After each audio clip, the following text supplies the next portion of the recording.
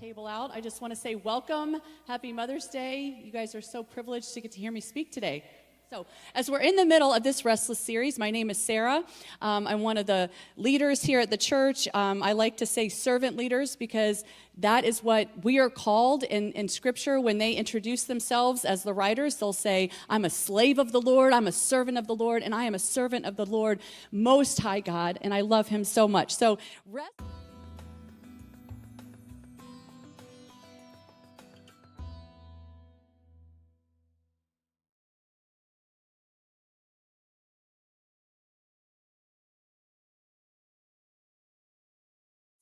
But restless in the dictionary this describes a person or an animal, it can say, but it says unable to rest or relax as a result of anxiety or boredom, offering no physical or emotional rest, involving constant activity or motion.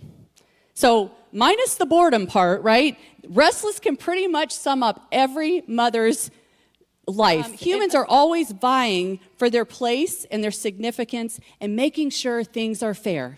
Those are signs and signals to us, either that, yes, this is a good thing, or no, something is wrong and I need to pay attention. Or maybe I'm sad and I need to grieve. All of these things have been given to us by God, so we don't disregard our feelings and emotions. However, we do not let them control us. So when we come into this place, what we're going to do today is, yes, these are the things I'm feeling, but we're going to weigh them up against what God says is true, who He says He is, and who He says we are. And when that happens, this unbelievable possibility for freedom and healing can happen within us. That women were and are designed by God. They were created on purpose for a purpose.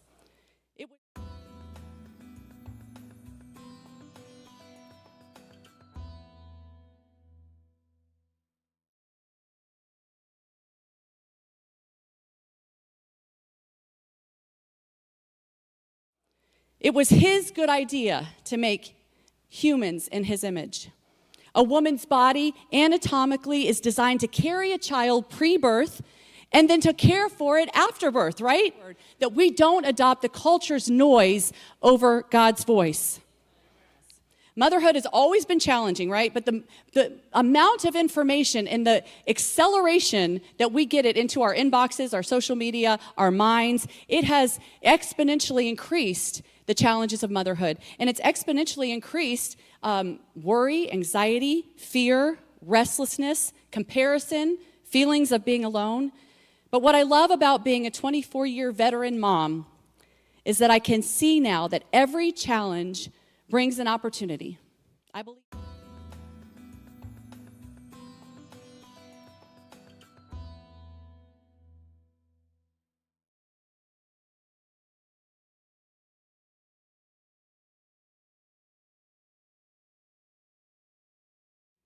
Just because it's hard doesn't mean it's bad. In fact, hard often equals holy.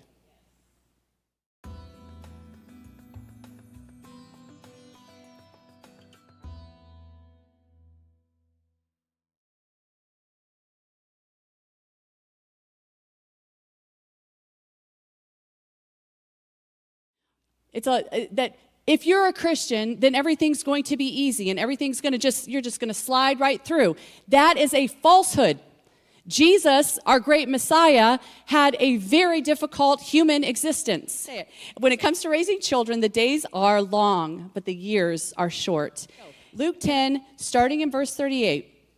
Everybody ready? All right. As Jesus and His disciples were on their way, He came to a village where a woman named Martha opened her home to Him. She had a sister called Mary who sat at the Lord's feet listening to what He said. But Martha was distracted by all the preparations that had to be made. She came to Him and asked, Lord, don't you care that my sister has left me to do the work by myself? Tell her to help me. Martha, Martha, the Lord answered, you are worried and upset about many things, but few things are needed, or indeed only one. Mary has chosen what is better, and it will not be taken away from her.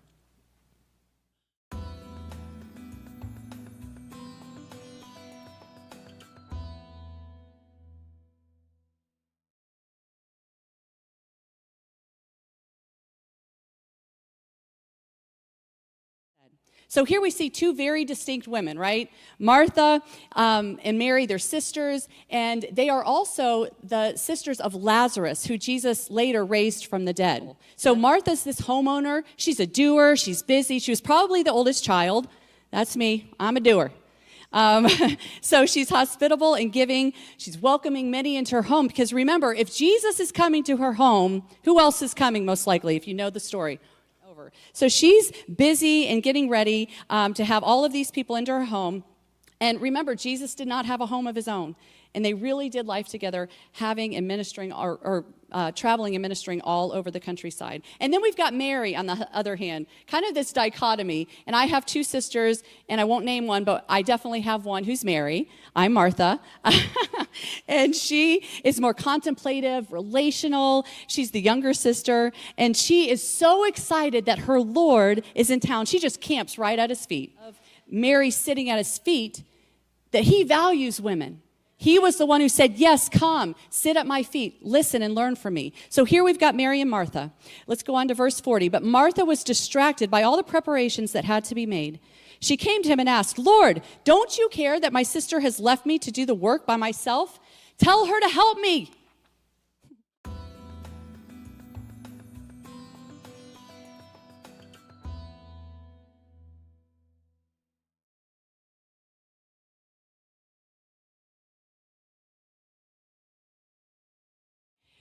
People are not doing what she wants them to do, right? They're not listening. They're not getting on board with the plan.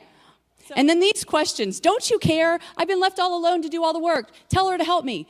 As I said earlier, I've said these things many times. I've heard these things out of my kid's mouth, and it really stings that I have such a restless heart.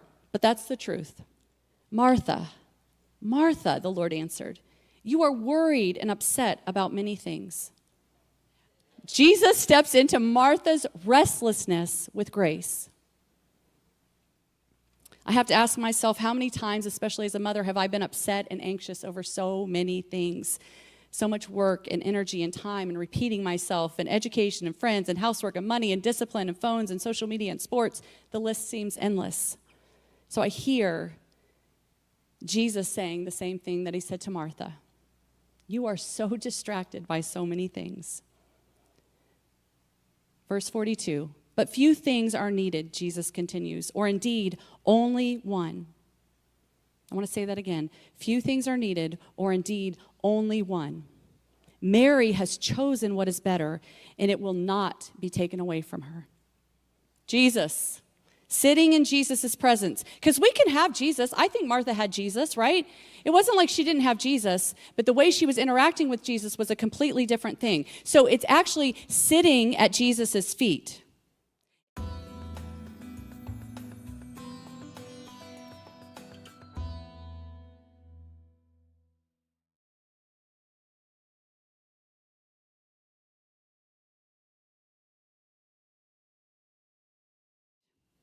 It's actually being in his presence.